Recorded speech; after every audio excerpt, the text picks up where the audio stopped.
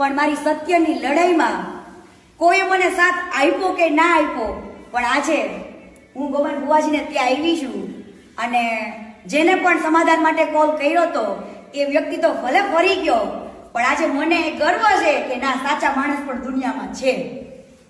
બુવાજી, તમને સમાધાન માટે કોલ આવેલો કે નતો આવેલો? બસ આટલું જ મારે જોતું હતું ને. હું આજે દીપુમા પાસે એટલું માંગુ છું, જો આ મેટરમાં હું સાચી હોય ને તો મારી જીત થવી જોઈએ. નમસ્કાર મારા વાળા ચાકો મિત્રો, જય દીપોમાં, જય માતાજી. મિત્રો, બેનને આપણે કંઈ છે નહીં, એટલે ખોટા કોઈ વિડીયો એડિટિંગ કરીને કોઈને યુટ્યુબમાં ચડાવવાની.